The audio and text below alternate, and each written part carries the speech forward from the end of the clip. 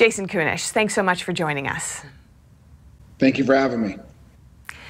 Over in London, Heathrow Airport has announced a 100,000 passenger cap per day. They're asking airlines to stop selling tickets for now for the summer. They're saying it's about demand, but is it also about staffing shortages as we're seeing in the U.S.? It is. It's both, actually. You're not just seeing it in Heathrow, you're seeing it other places in Europe, Amsterdam to name one specifically. It's a rise in demand, and it's a leftover of the COVID shutdowns, the staffing shortages that have come from that, and I think also a mismanagement of resources that's affecting the travelers now, and these shutdown, the capping of passenger seats. How could these caps affect American travelers? Well, it's going to raise ticket prices, number one. It's also going to decrease the service that a lot of these airlines offer passengers. So much today in today's competitive aviation world, the only difference between one airline and another, not just is price, but the service and the frequency of these travels.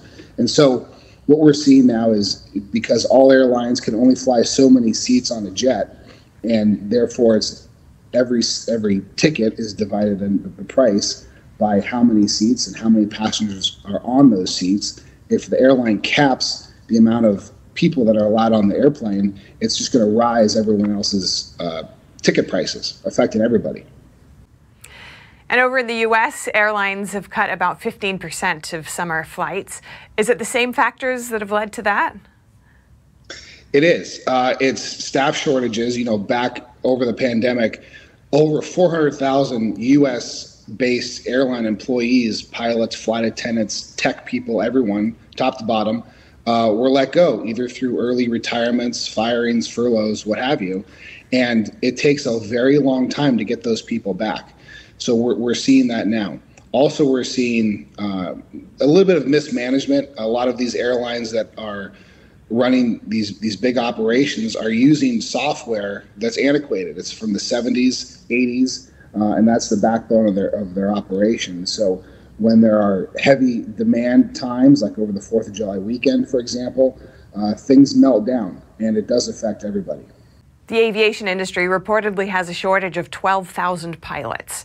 What do you think they should do if they want to meet this demand? Well, this pilot shortage has been at least 20 years in the making. We all know about what happened in the 90s, military pilots coming out, and then after 9/11, there was too many pilots. And now in the United States, when you have a mandatory retirement age of 65, you have a very old and senior pilot group that's hitting that number. And that's causing a lot of issues, number one. Number two, it takes years to safely train a pilot. And so this problem is not going to be fixed overnight. The 12,000 or so number, I don't know if that's per year over the next 5 years, but I know that some of these major airlines, American Airlines, United, Delta, just to name a few, they're reporting up to 50% of their pilot groups are going to be retiring or leaving the workforce in the next 5 years. So this problem that we're seeing now this summer is only going to be compounded in the years to come. Do you think Congress needs to step in some way, or? I think that, I did hear that some of our congressmen and other leaders, Department of Transportation and others, are saying, well, we're going to mandate that the airlines hire more people. Well, quite frankly, the pipeline is already wide open right now at the airlines. It's not a matter of the airlines wanting to hire more people, it's that there's not enough people to hire. And they still have to maintain a sufficient level of safety and competence and experience when they hire these individuals. And you can't just find those people, because you want to. Those people have to be trained, and you can't force it either. It has to be, someone has to want to do it. They need the aptitude to do it. And so it's not a government mandate issue. Last month, American Airlines announced it's ending services to 3 regional cities. Do you think we'll see more of this in the future? Unfortunately, I do, and that leads to a degradation in passenger service. For example, between Philadelphia and Allentown, they've switched it from regional jets to buses. Same Philadelphia to Atlantic City. They're now busing people with the logo of the airline on the side of the bus. And I think that's kind of what we're going to see more of.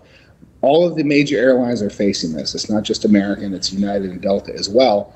And there's well over several hundred, I'll just put it that way, several hundred regional jets that are currently parked in airports around the world, or excuse me, the country, because of pilot shortages. And that's only going to be more of a problem here going forward. So if this issue doesn't get resolved anytime soon, how do you think it will affect American travelers and the U.S. economy? We're going to see less service. You know, let's say there's a regional jet that holds 50 people and it goes 3 times a day to a city pair. Well, you're going to, instead of having 3 times a day that service, you're going to have 1 time a day because it'll be a larger jet. Still only 2 pilots are required, but you're going to get the same amount of people there, just not when you want to go.